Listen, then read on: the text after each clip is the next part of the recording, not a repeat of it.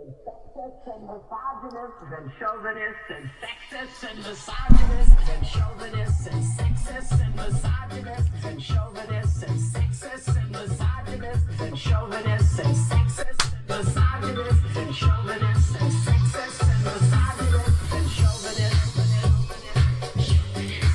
sexist,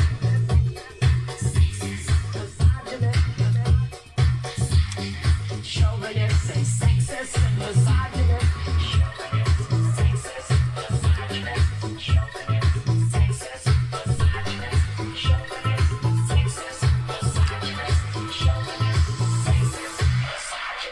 chauvinist and sexist, sexist, chauvinist and sexist and misogynist. Welcome. You're listening to Jay's Analysis. This is Jay Dyer, the author of Esoteric Hollywood, Sex, Cults, and Symbols in Film.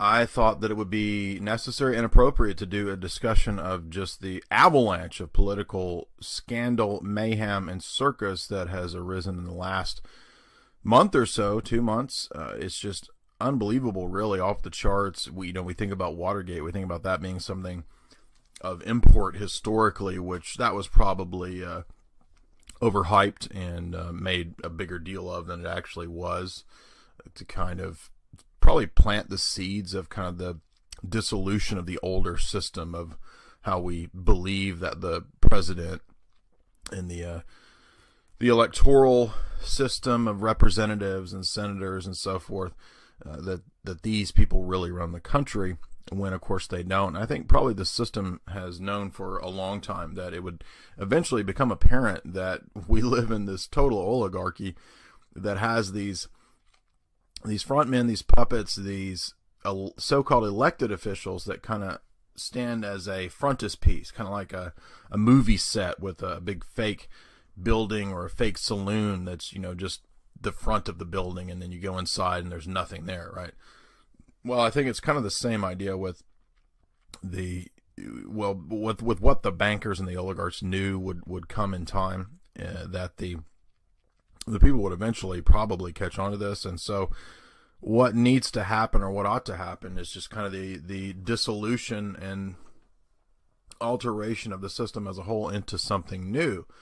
And that is mentioned at length in Tragedy and Hope, which is the large tome by Dr. Carroll Quigley, who was the mentor of Bill Clinton. He was a professor at Georgetown, and he was a CFR historian. He wrote his massive book and other books from the archives of the CFR.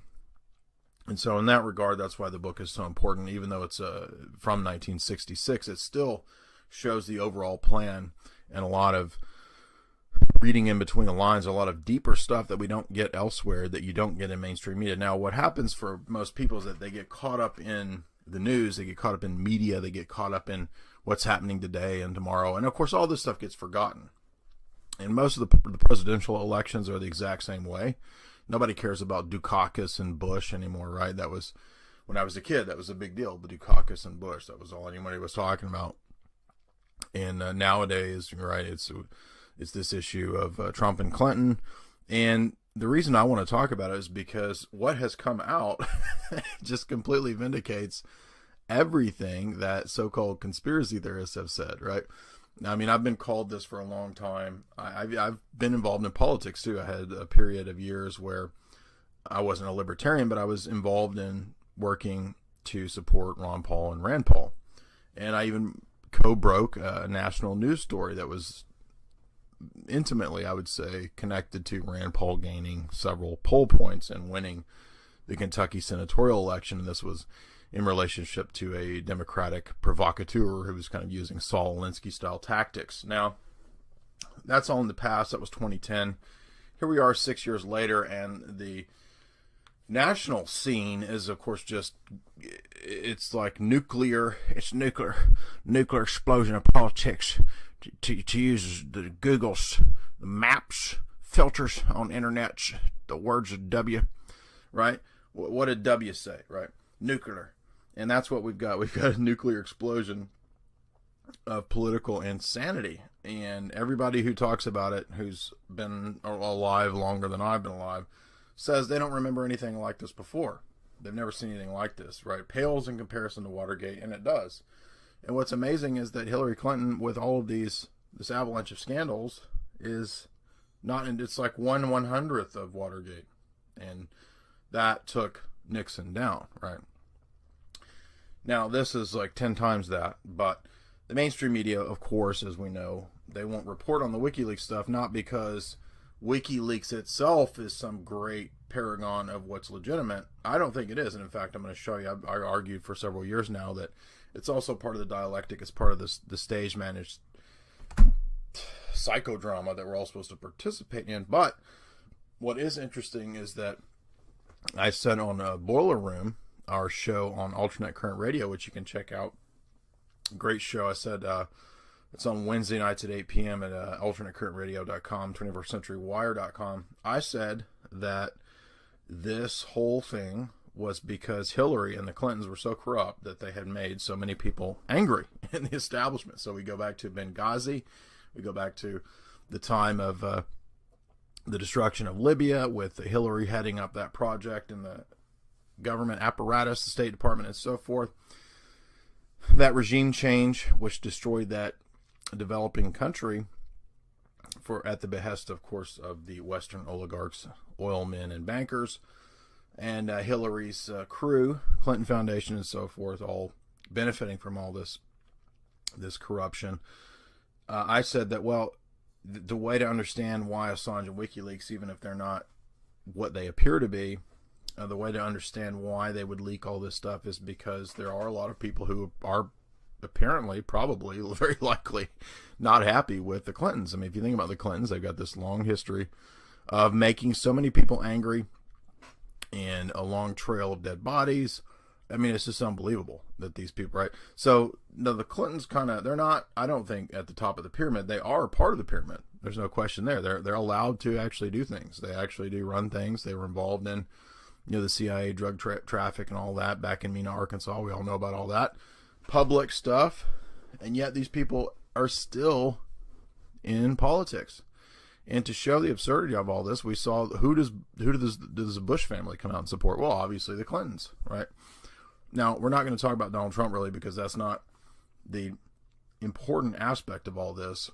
What's most important in this analysis that I'm giving is the tremendous amount of corruption that shows, again, everything that we, quote, conspiracy theorists have been saying is totally correct. And we don't say that because we just sat around making up things or speculating.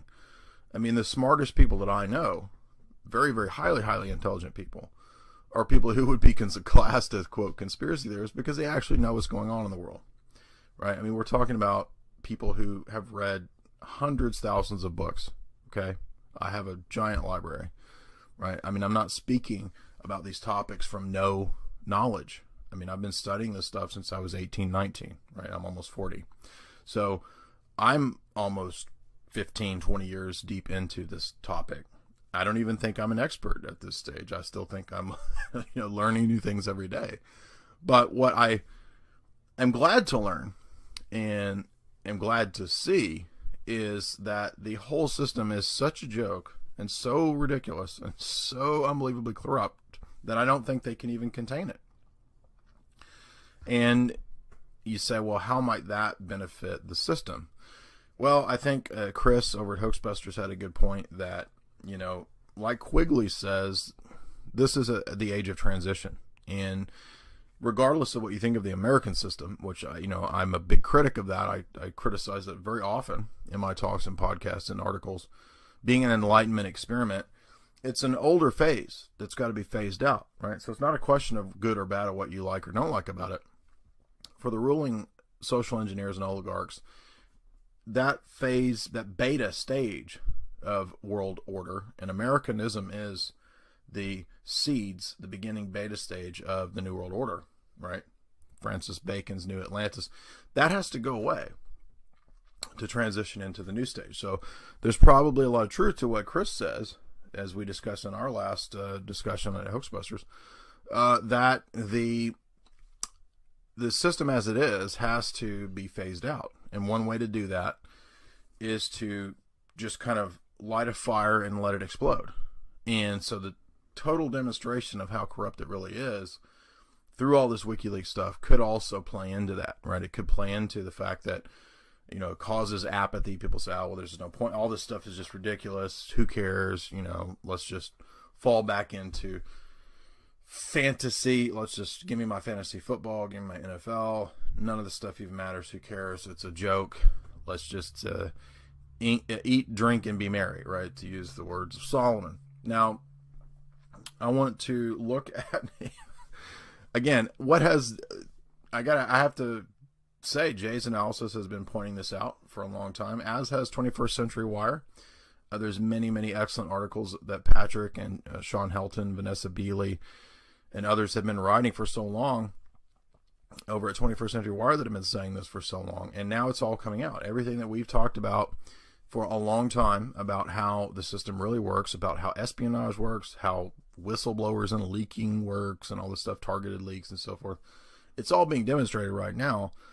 And we're going to look at several examples that show, again, we are vindicated. We are right. We know what we're talking about. The entire establishment apparatus is completely fake. It's completely a joke. They're there to basically be Operation Mockingbird 2.0 to reinforce the globalist line, the very things that we've been talking about for so long, right?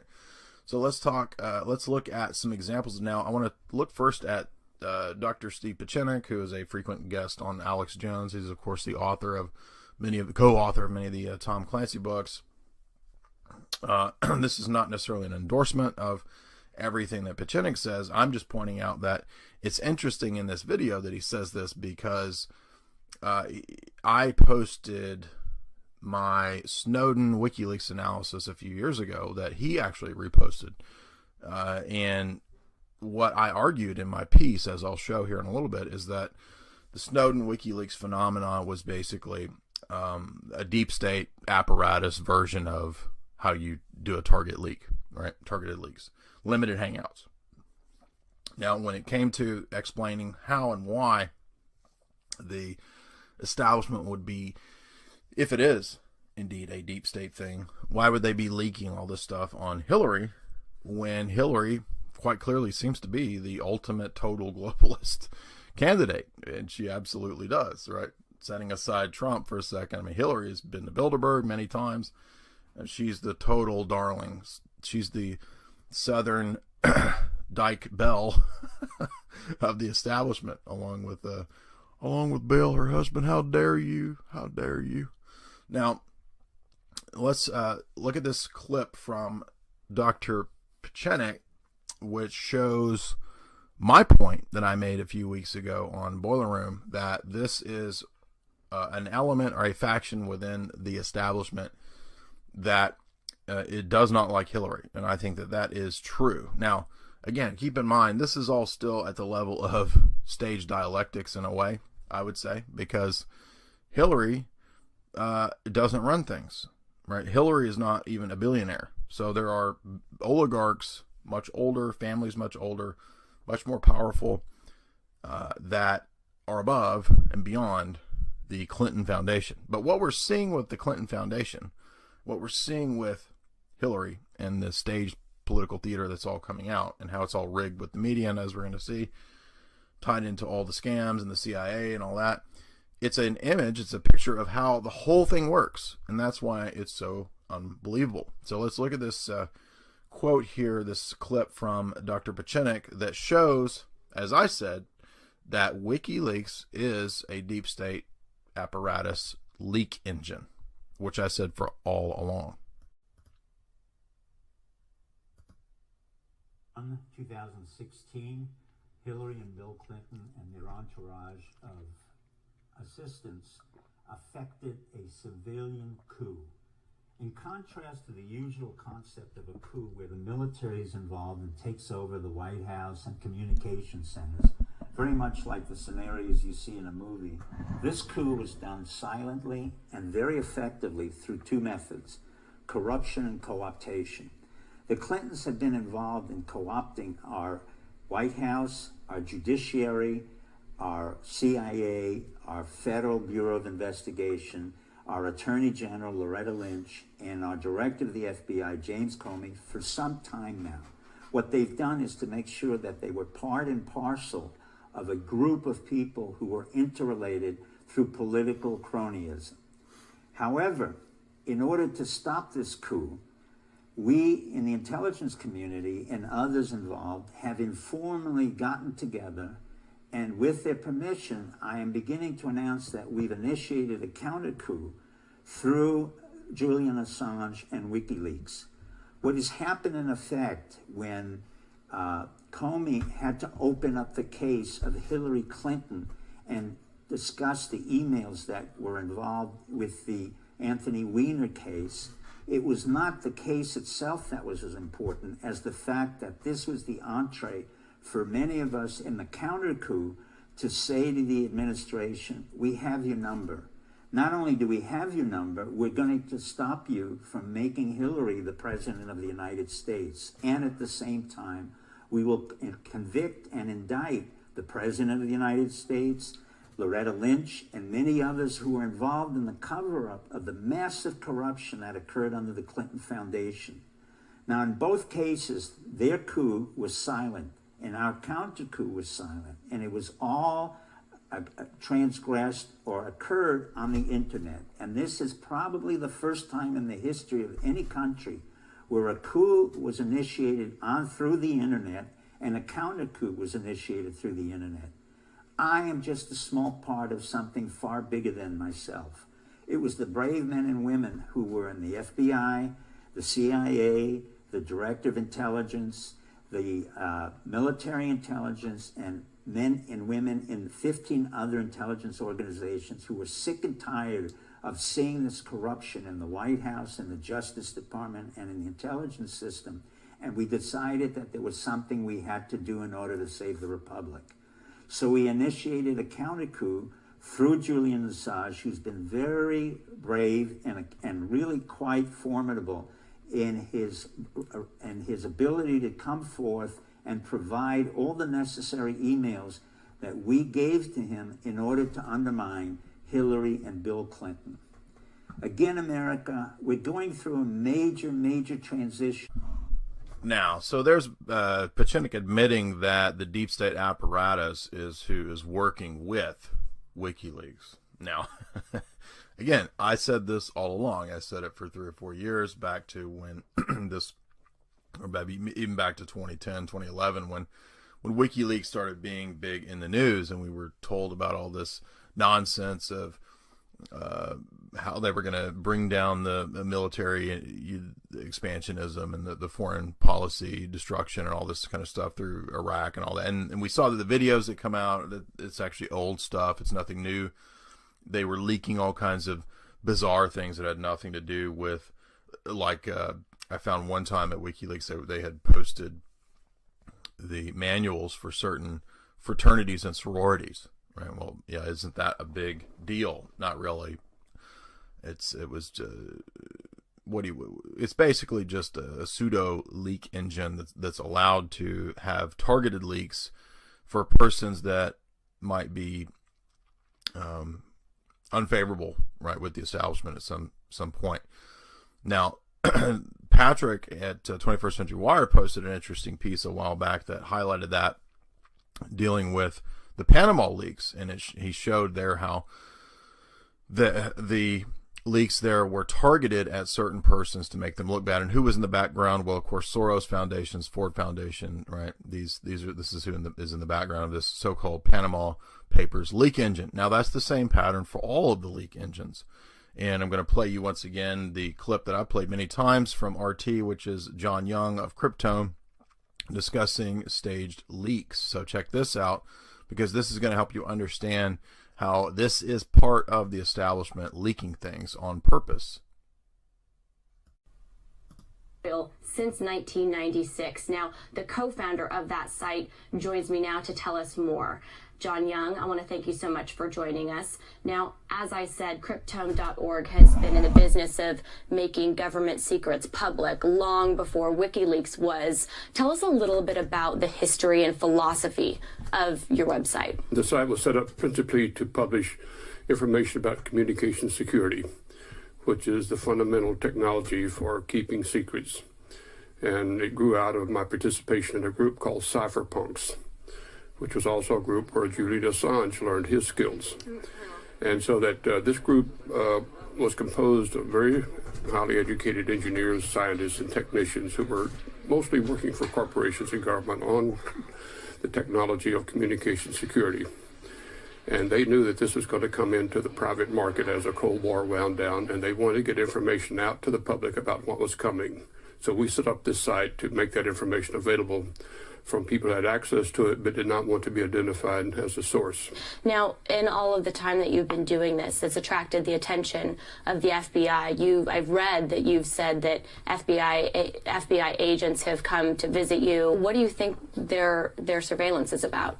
They use our site to see what's going on, and so that's something that's we've learned about sites like ours. They're left in place in order to watch who comes there and see what kind of information we put up. Government authorities run these sites of their own, and they watch other sites like ours. We've learned this over time, is that the reason we haven't been shut down is we're useful to them to see what kind of attention is paid to this material. We think they actually feed us material to put up as they're feeding information to Wikileaks and many other sites that operate the same way. But in terms of their being able to see everything we're doing, we know that we cannot keep any secrets about our site, and we tell our readers, you should not expect us to protect you because we're being watched, and every other site is being watched, just like WikiLeaks is being watched. So there is no secrecy on the internet, and we make that clear. That's the lesson we've learned, and we now try to spread that, that you have to be very aware of the internet, which is a very large-scale spying machine. What really, really motivates you, though, to expose these secrets? Why is this your vocation? Why do you feel strongly that this needs to happen? Well, because secrecy is the biggest enemy of democracy, and it's way overdone. And so threats to democracy are coming from the inside, from the secret keepers, and that they need to be exposed. It has become a huge industry. It's extremely expensive, and you can't criticize it. You can't get access to it, because those who go inside that world are sworn to lifetime secrecy about it, and they can never talk about it. And I'm saying that's a system that is anti-democratic, and it's a big business now. Thousands of firms have been drawn into it since 9/11 because it's very lucrative. And so we need to have less secrecy in Congress, less secrecy in the presidency, less secrecy in all forms of government. Let me ask you this, though. Some of your criticism is about not vetting information, publishing the addresses, for example, home addresses of CIA agents, or detailed maps of government facilities saying that this is endangering people's lives, this is welcoming attacks and giving people, details on how to commit them, and that there needs to be some kind of distinction between what's acceptable to put out there for the public and what's not. What do you say to those critics? Well, I say to those critics that they're pulling the authoritative trick, acting like they know better. We don't pull that trick. We don't think we know better than ordinary people about how to judge information. But we know that authorities are always saying things like you just said. You're going too far. You're putting lives at risk. There's blood on your hands. Are you? No. Are you putting lives at risk by publishing the addresses of a CIA agent at home? This has been going on for years, and they always pull this. We've been told by former spies these are just standard reactions to this to get sympathy for them. They, in fact, will leak that kind of information themselves. You should know that governments leak more information than all the rest of us put together for their own purposes. Like what? Give us an example. Well, as they leak secrets. They get lax. They run operations to leak secrets to test their own system. Their own disgruntled employees are encouraged to leak secrets, and let's see what happens. They leave laptops around as though left behind by a drunk. They leave papers around. They put stuff on WikiLeaks. These are all well-known techniques to alarm the public, create sympathy, and get more funding. So this is a business, and so that we would like to say, well, why don't we talk about that? Is there a better way to do that than to deceive the public about this? Why don't we just own up to it? For example, the U.S. military loses more secrets than any other single organization, but they never admit it because they say that would aid the enemy. But why not be candid about that your systems are leaking? Talking about how the government will leak information purposely to test their systems or to garner more support. Do you have an example of that?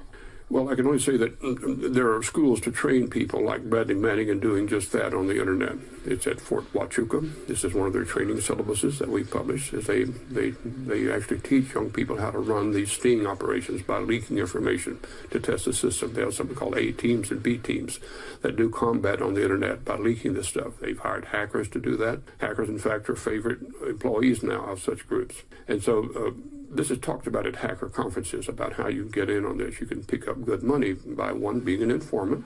Two is running these test systems, infiltrating systems, sending out false information. But this is not new. This has been going on ever since there has been a spy world. And so I'll just say the internet is now used for that purpose. What does it achieve, though? Well, it achieves, one, funding. If you don't have threats, you don't need the system. So leaking threats, so then people say, oh no, this is scary, this information that has randomly, surprisingly gotten out, so we need to go support whatever our government is saying it needs in terms of ramping up Homeland Security funding or breaching civil liberties in the name of protecting against terrorism, that sort of thing? Is that what you're... In fact, there's the latest one that perfectly matches WikiLeaks. It's called cybersecurity. We have a brand new cyber command that's just been given a huge amount of money. It's been in the works, ever since the internet popped up, cybersecurity. And so if WikiLeaks hadn't invented itself, let's assume that it did, it would have been invented. Because this is a gold mine for people who deal in cybersecurity. And don't forget, most of this work is handed out to contractors and universities and research institutions, and so it's widely based money flow. And so without that, we would have no Defense Department, we'd have no national security apparatus, we'd have less need for a president or a Congress. So one of the things that's important to keep in mind here is that this is a deeply entrenched approach. Now, it turns out I'm not anti-government, I'm anti-secret government. But aren't there some things that, for national security reasons, it's better for the public to not know? No. You don't think there's any? No, I'm saying that needs to be more openly discussed. Right now, it's a knee-jerk reaction. I see far too many sensible people saying that. And then we need to talk more about what the internet threat is and what is cyber threat. Can you give us an example? And why are so many leaks coming from inside these security systems rather than outside? And why is that happening? Why are your systems so poorly secured that you can't control your own system? Now, that's out there as documentation. And one of the ways, though, you cover up your own faults is to raise a new threat and blame other people. So that's what we see coming with WikiLeaks. It's going to be blamed for the State Department's own failure to protect its own material. More importantly, the military is trying to deflect attention for how did Bradley Manning or whoever it was did this, and we don't know for sure it was Bradley Manning. How did this happen? This is supposed to be the most powerful, most adept, well-funded military system in the world. How did it happen? Well, first thing, it's a sting operation. It didn't happen the way it said. It has all the earmarks of one. What are those for an average person like myself who wouldn't know? Some low-level employee was able to get access to a classified system, and he just had this bright idea to take it and give it off to someone. That's almost a joke in cybersecurity world, because that's exactly what you do to test the system. But mainly you got to have some credibility that it's the real thing. And so it's almost as though it was a plot to do exactly this. Who benefits in that scenario? Cybercom does. They just got a huge funding. They were having trouble getting it on its feet. And so now they got a huge fund. They got a huge contract they're handing out. The conference I mentioned where NSA admitted that it can't secure networks was a business conference to contractors who want contracts to help secure the internet in response to the WikiLeaks threat and others like it. Clarify, what is CyberCon? CyberCon is a PR stunt by the Defense Department. The NSA is extremely adept, has been doing exactly what CyberCon does for many, many years. Now, so there we see John Young giving us kind of the background of WikiLeaks and Julian Assange, and you'll notice that security is a big, big moneymaker, and especially cybersecurity and any of these threats. These threats then work to the advantage of the system, because the system then says, oh, see, we've got all these weak points, and we've got to have so much more funding to back all this up. Let's set up new programs, and we got to have the military running all these psyops and blah, blah, blah, blah, blah. And keep in mind, too, that Assange said at the beginning of his hangout that there would be no mentioning of 9/11 as an inside job. So that right there is questionable. WikiLeaks would not at all say there was anything shady about 9/11. Now, if you're a true leaker, I don't see how on earth you could not think that 9/11 was shady, right? I mean, you'd have to know this stuff, especially if you're coming from the inside, right? All these insiders. And as we've said many times, the real leakers are not given focus and attention in the media. When the entire media turns to it, generally speaking, it's legitimate. Now, that makes things a little bit more difficult, given the fact that the media is not reporting on WikiLeaks. It's the alternative media that's covering it, of course. The entire mainstream media is ignoring it because it's not amenable to Hillary. So we're going to look at some of those leaks, some of those important issues that have come out that are real. These are real emails, I think. And we're going to look at why that might be coming out. And it does seem to, at some level at least, back up the theory, the view, as I said several weeks ago, that there is a faction of people in the establishment that are not happy with Hillary. Just think about how many people have been screwed over by the Clintons. It's got to be a lot of people. So that is part of the game, but is it a bigger game? I think it's the real question. Beyond Trump and Clinton and the election, we're talking about the big scale, long-term social engineering and geopolitical aspects. That's what we want to look at in this. So let's look at some of these big leaks and see what we see here. What we want to look at is the CFR background to this, which I pointed out again for several years, that they had the long-term plan to destroy Syria, and they would use the radical jihad, which is basically just hired mercenaries under the banner of the fictional entity created by Western intelligence known as ISIS. And we're going to see this, first of all, Hillary admitting as an intimate of the CFR that the CFR runs things. Oh, thank you very much, Richard, and I am delighted to be here in these new headquarters. I have been often to, I guess, the mothership in New York City, but it's good to have an outpost of the council right here down the street from the State Department. We get a lot of advice from the council, so this will mean I won't have this far to go to be told what we should be doing and how we should think about the future. Richard just gave what could be described as a mini version of my remarks in talking about the issues that confront us. But I look out at this audience filled with not only many friends and colleagues, but people who have served in prior administrations. And so there is never a time when the inbox is not full. Shortly before I started at the State Department, a former Secretary of State called me with this advice: don't try to do too much. And it seemed like a wise admonition if only it were possible. But the international agenda today is unforgiving. 2 wars, conflict in the Middle East, ongoing threats of violent extremism and nuclear proliferation, global recession, climate change, hunger and disease, and a widening gap between the rich and the poor. Exactly, right. The widening gap between the rich and the poor, which is what the CFR specializes at because they're run by a bunch of billionaire oligarchs above them. The CFR, of course, is part of the Western oligarchic establishment, as I mentioned and detailed in my Carol Quigley talks based on his book Tragedy and Hope. So here's Hillary saying that the CFR is who gives the marching orders, obviously, to policy, to the media, and so forth, foreign policy.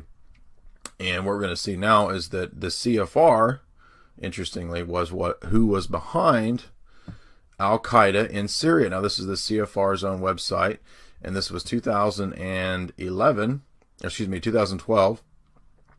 Al-Qaeda specter in Syria, and this is where they call for the influx of jihadis who bring discipline, religious fervor, and battle experience from Iraq. And this is what is needed in Syria, they say in this article. Now, this was back in 2012 when we were starting to see the attempt on the takedown of Assad in Syria. And this is Hillary, obviously working with the CFR in the background. This is what they did, right? So there's no question as to whether, somebody might say, oh, well, this is just some proposal. They didn't actually do this. No, here it is. And in fact, as I was thinking about this title, I don't know that this guy was really that clever in thinking about it. He might have been, but if you think about it, It could also be an apostrophe is. Al-Qaeda is Spectre. Spectre, of course, Spectre in the James Bond villain sense. Now, I'm not being serious with that, but I thought that was kind of interesting. What did we see even in the mainstream news regarding Hillary's WikiLeaks in relationship to ISIS, right? This is perfectly in line with what we just saw in relationship to the CFR calling for the use of Al-Qaeda, just rename it ISIS, right? Who's funding it? Saudi Arabia and Qatar are funding ISIS. These are the BFF, longtime proxy states of the United States. Jordan, Qatar, United Arab Emirates, right? These are the Gulf states that are the BFF. I mean, I don't know how else to describe it, right? I mean, this is CIA playground. There's U.S. military bases everywhere in this region. And what do we see? Leaked email exchanges allegedly between Clinton and her 2016 campaign chair Podesta reportedly show the Democratic nominee identify Saudi Arabia and Qatar as clandestine financial logistical supporters of ISIS. Exactly. This is what we've been saying for years now, since the CFR called for this in Syria. Now, how do we know that? Well, because Al-Qaeda has forever been the program, is the best way to put it, of the CIA, right? It's never been different. It's never changed. It's never been outside of the aegis of the CIA. It was never rogue. That's all baloney made up in Western mainstream media to confuse you and to get you off balance and thinking that there's all these different competing groups and that there's the moderate rebels and al-Nusra and all this. No, it's all the same. On a more ridiculous level, at 21st Century Wire, it came out a few days ago, the CIA CNN gatekeeper, Chris Cuomo, says Americans are criminals for reading the WikiLeaks stuff. This is so ridiculous, right? One of the most maligned and gaffe-prone mainstream media pundits, as 21st Century Wire notes, that you're not supposed to read these things. And if you do, you are a criminal, they say. It's illegal to read these things. And we're going to look here at the CNN clip of him saying this. Also interesting is, remember, it's illegal to possess these stolen documents. It's different for the media. So everything you learn about this, you're learning from us. And in full disclosure, let's take a look at what is in there and what it means. Joining us now, CNN's. Right. Now, they go on to say that you need to only go through CNN to try to figure out what's going on. You're not competent. You're stupid. Only go through CNN, the most ridiculous news outlet imaginable. Maybe Vice or Headline News or something like that could top them. BuzzFeed, Gawker.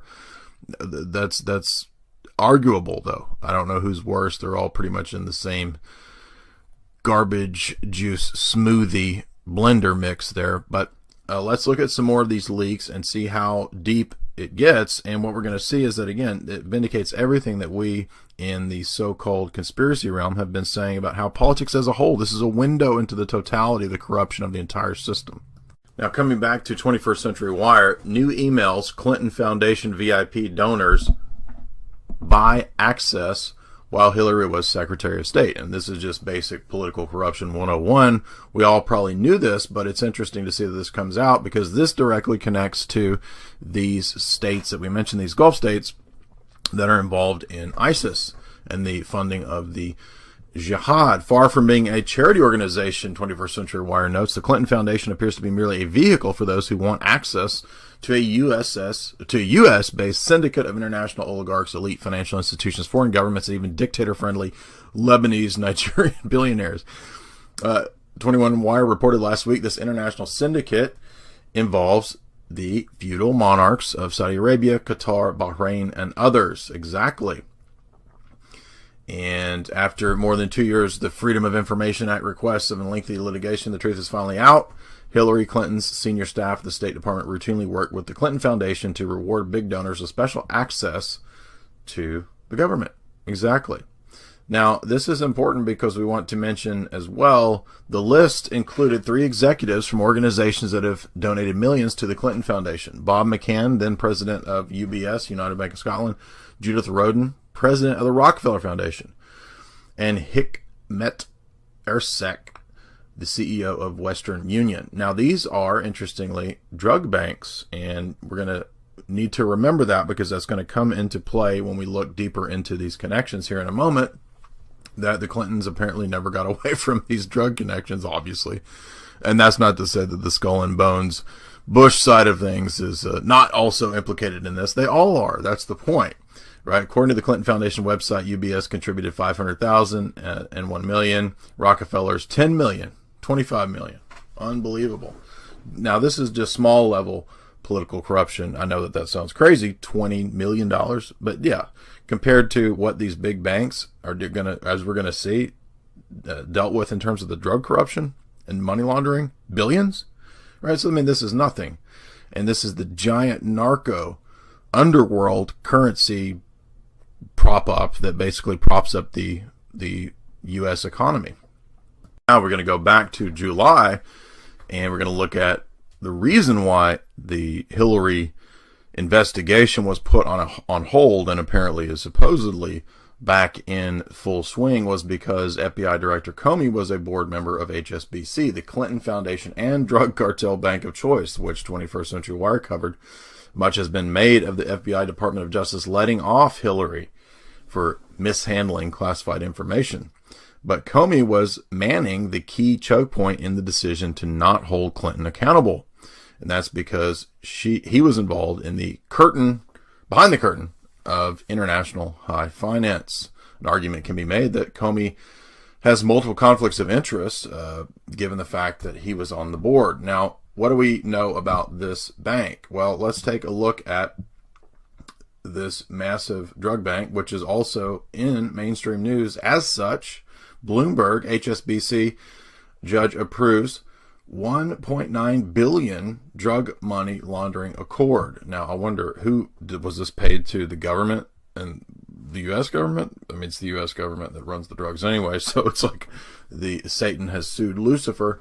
HSBC $1.9 billion agreement with the U.S. to resolve charges that enabled Latin American drug cartels to launder billions of dollars. And this was finally approved by a federal judge. John Gleason of Brooklyn, New York, signed off yesterday on a deferred prosecution agreement, a critical component of the London-based bank. Here we go. City of London, once again. That's the real Illuminati here. $670 billion in wire transfers and more than $9.4 billion in purchases of U.S. currency from HSBC Mexico, allowing for money laundering for cartels. Now, this is what I've been talking about in a lot of interviews recently. And when we look at HSBC, what do we see? Once again, Clinton Foundation, this is The Guardian, mainstream news, received $81 million from clients of HSBC. Leaked files reveal identities of wealthy donors with accounts in Geneva. Donors gave as much as $81 million to Bill Hillary and Chelsea Clinton Foundation. And this is this is just unbelievable. So things haven't changed since Gary Webb and the Mena, Arkansas unholy alliance story of the 80s and the CIA. It's no different.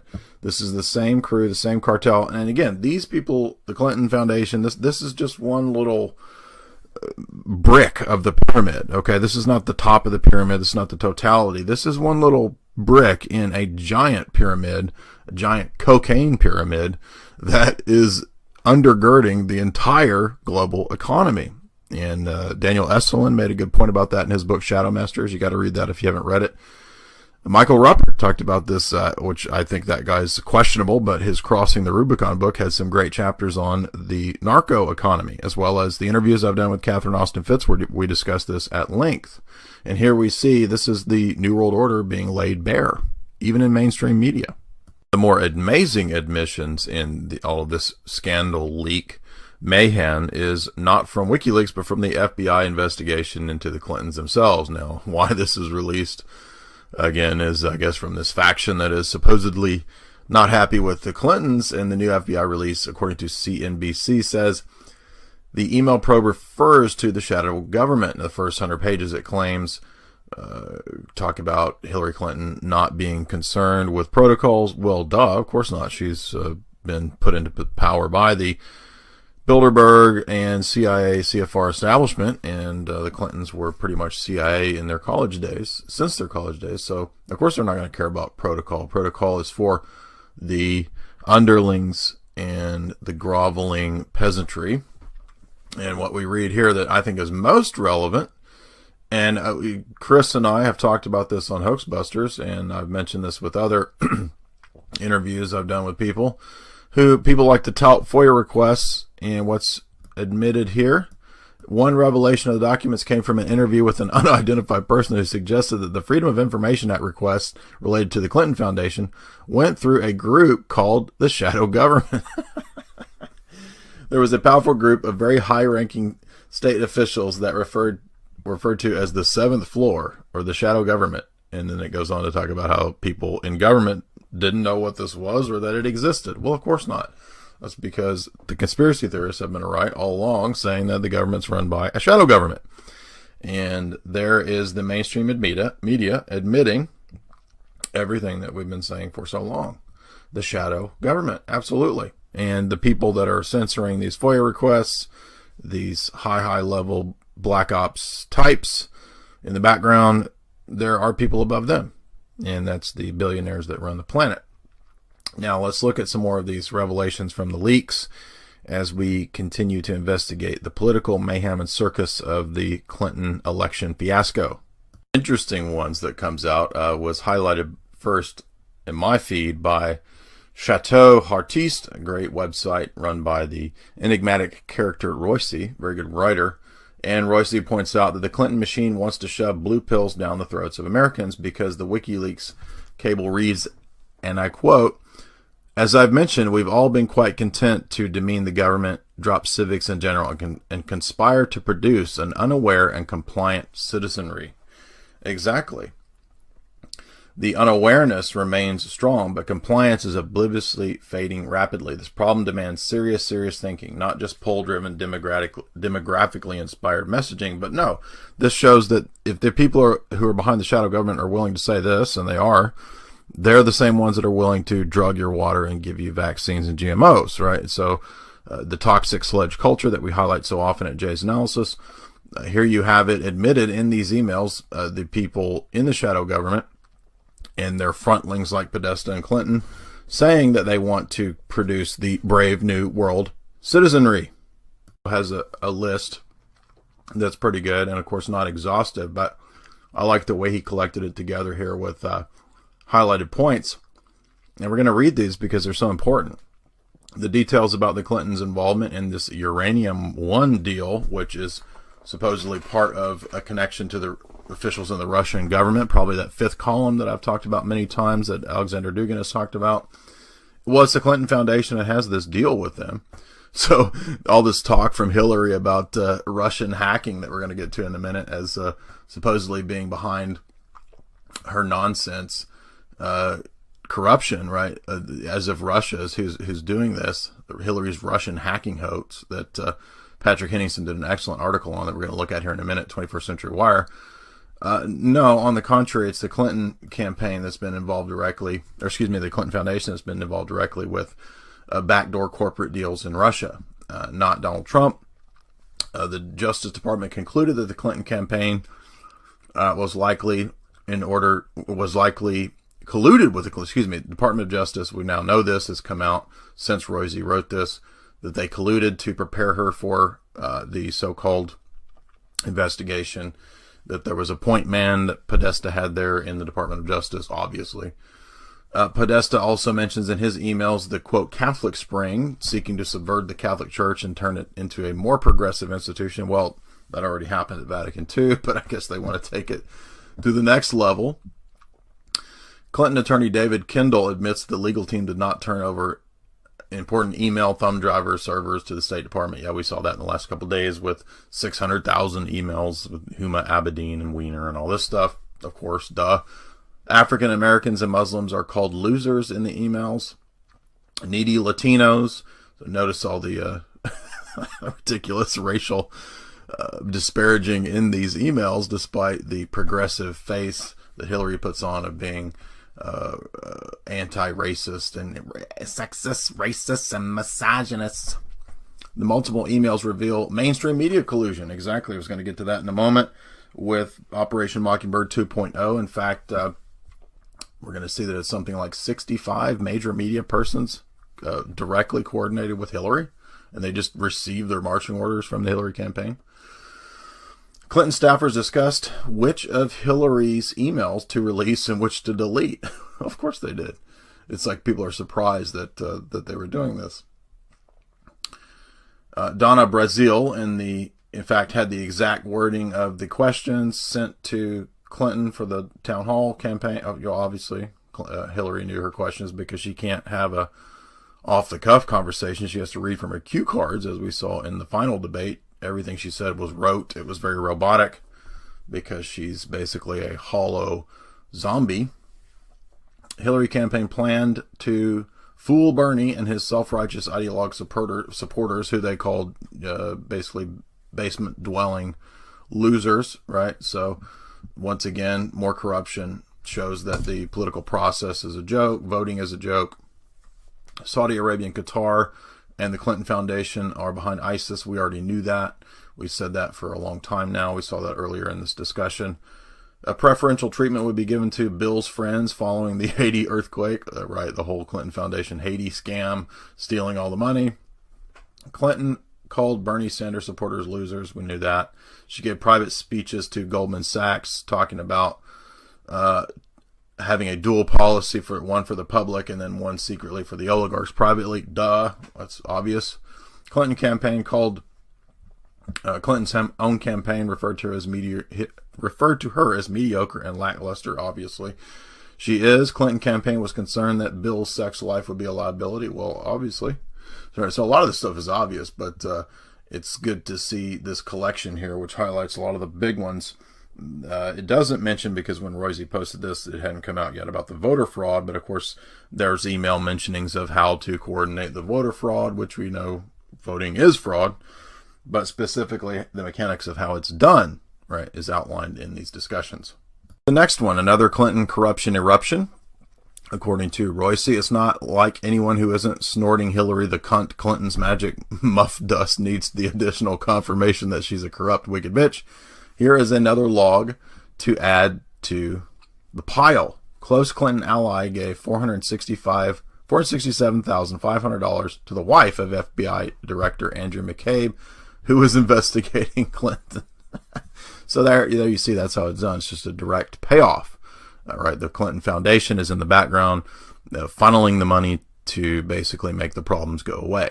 Podesta linked directly to the voter fraud, and this is from a WikiLeaks email. John and Khalid came up with $50,000 from SEIU for the bus, and this is, I presume, the idea of busing people to different locations to have them vote, and this is what was also mentioned in the Veritas Project videos of the guy talking about, I think this is the Scott Foval guy, talking about how it's done. You use the unions, the leftists, the immigrants, blacks, minorities, you bust them around, you give them money. The very same thing that we saw Soros doing. Exactly, see? Soros was doing this with Ferguson, the riots, busing people, putting them up in hotels, and then having them come out and provocateur and paying them $15 an hour. That came out as well, and this is the exact same scam trick that they are using with the voting. Now, I'm not saying that voting is good, but I'm saying this is how, the mechanics of how they rig it. Now, I mentioned the Veritas Project and the admitted Scott Foval character in the Podesta emails, and here he is talking about how the fraud is done through the busing of people around, the same style of Soros and the riots. An election. We did to them when we were in charge too. What did we do? We did the exact same thing. Only we manipulated the vote with money and action, not with laws. It's a very easy thing for Republicans to say, well, they're busting people in. Well, you know what? We've been busting people in, you fucking asshole, for 50 years, and we're not going to stop now. We're just going to find a different way to do it. So, I mean, I grew up with that idea. You know, they used to bus people out to Iowa. If we needed people out there, we used to bus people out there. When we met Scott Foval, he worked for People for the American Way, an organization funded in large part by George Soros. He now works for Americans United for Change. It's a nonprofit that claims to, quote, move America in a new, better direction, unquote. With guys like Fovel working for them, we wonder what direction that might be. What's obvious is the direction that's outlined in Brave New World, which is to make everybody into compliant Brave New World zombies, right? It's not liberalism. It's not progressivism, as people think. It is literal total control, total 1984. So let's keep in mind that that's what Soros wants. That's what the open society means. That's the long-term plan. And don't get caught up in all this election fervor and forget the big scale picture, which we always point out at Jay's analysis.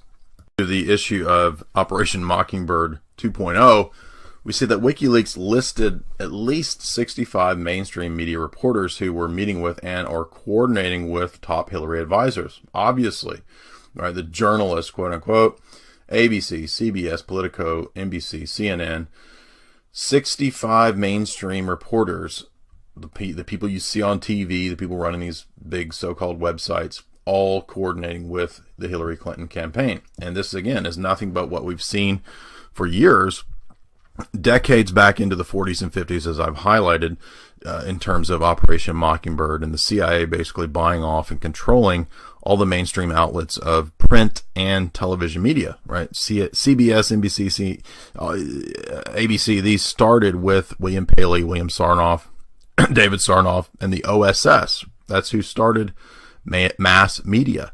And so it's mass media itself is a creation of the intelligence agency. So the idea that this is coordinated as some new scandal is completely incorrect. It's been coordinated from the get-go, and that's why the whole country goes.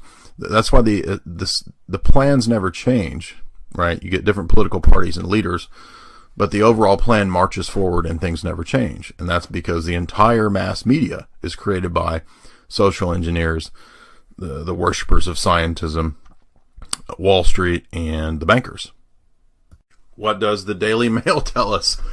Clinton's Silicon Valley secrets, right? And yet another angle on all these WikiLeaks. Google boss Eric Schmidt drew up campaign plan. Hillary met with Uber, Airbnb, and Lyft executives for a private roundtable.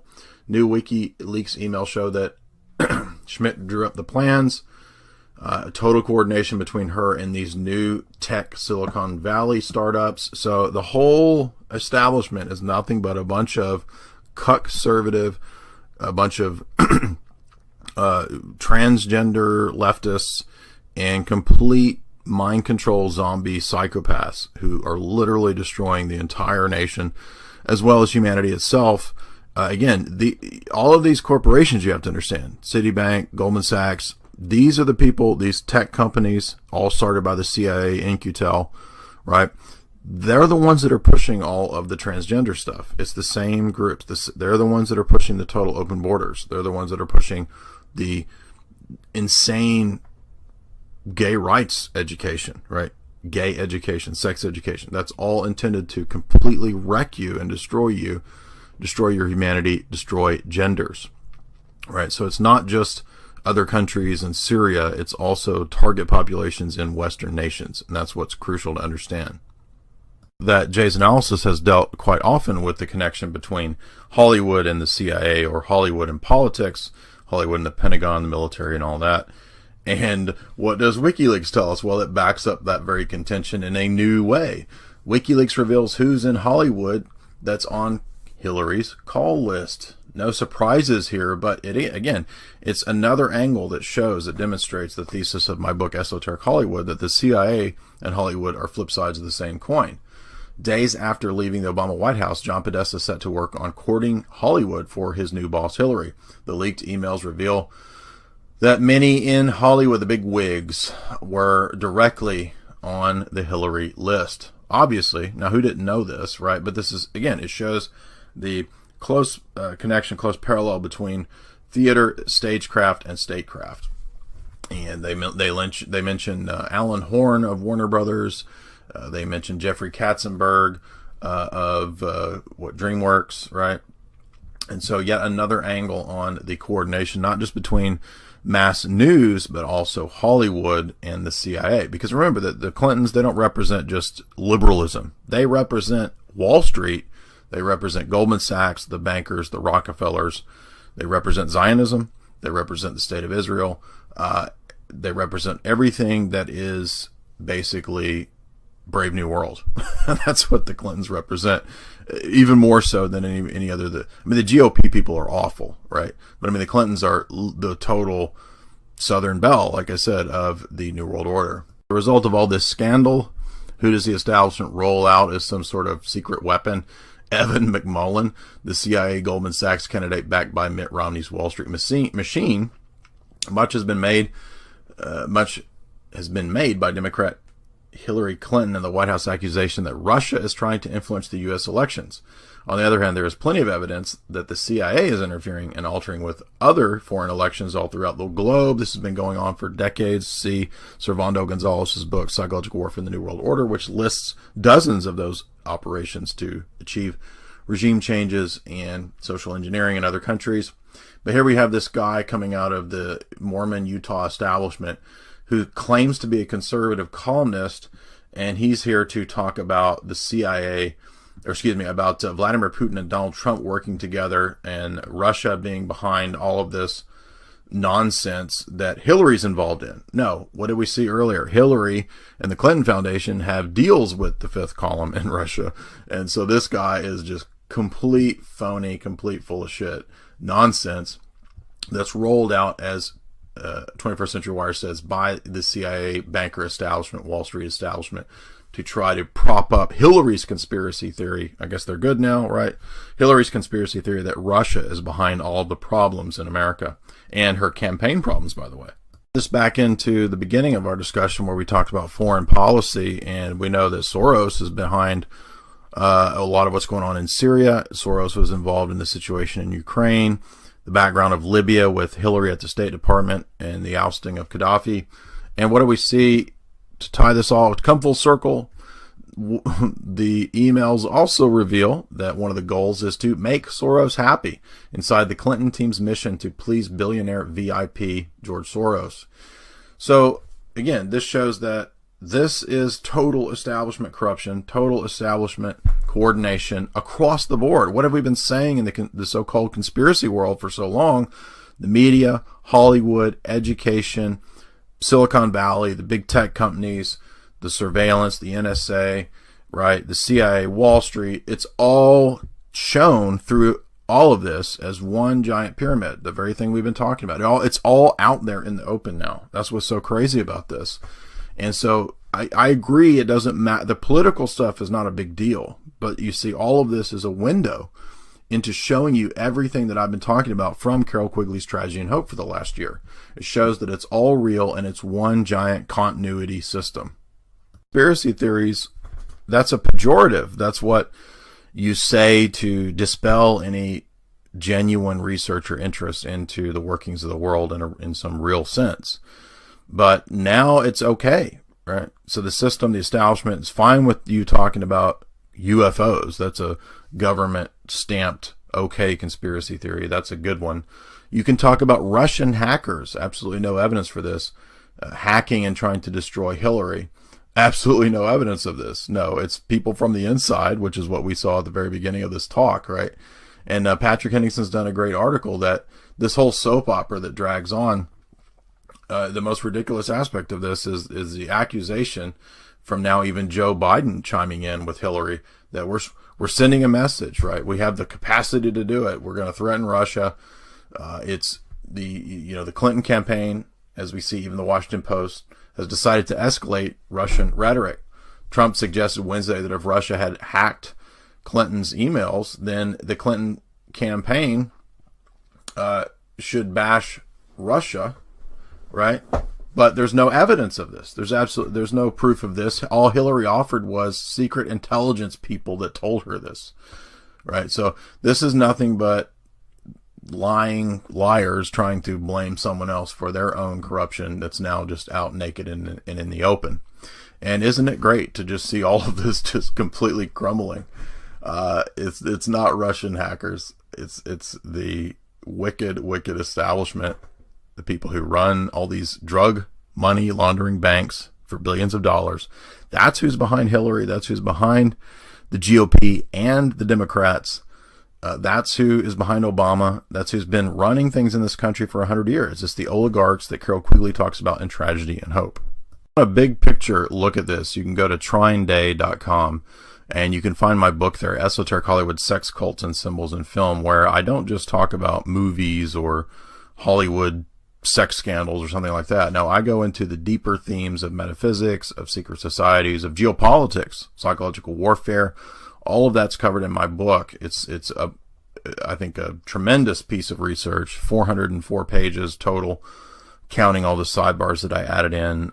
You're getting 400 plus footnotes. So it's very well researched. It's not like any other book of this kind. And it shows, as I said, the coordination across the board, right? And that Hollywood and the films are telling us how the real world works all along if we pay attention. And so my book is designed to kind of give you the keys to decode this in popular film, not just in big blockbusters, but also the classics of the silver screen and so forth. And I also would direct you to, as I've been talking about in this expose report here, these WikiLeaks emails are a window into the corruption of the system that is not new, right? All this stuff that we're learning is not some recent manifestation or recent carcinogen that has infected the body politic. This has been going on for a long time. And so I've been lecturing on Carol Quigley's book, Tragedy and Hope, this big fat tome that you see here. And I'm 7 lectures deep. I'm 1,100 pages in. And you can find those here. The first half is free, but you can also go to Jay's Analysis and subscribe here for $4.95 a month or for $60 a year, where you get the full talks and lectures and you get the full picture, where I break down this gigantic, massive tome. I don't know how else to put it. This State Department CFR production that tells you everything about how the real world works. And to my knowledge, nobody else has done a lecture series on the entire book. So you can go to jaysanalysis.com. You can find that. You can also check out Alternate Current Radio, where the Sunday Wire, where Jay's Analysis and Boiler Room play. You can also check out 21st Century Wire, Patrick Henningson's work, Vanessa Beeley's work, and check out souloftheeast.org, where Daniel Spalding, myself, and Mark Hackard write our essays on geopolitics, philosophy, and all things esoteric. Thank you for listening. Check out jaysanalysis.com. And chauvinists and sexists and misogynists and chauvinists and sexists and misogynists.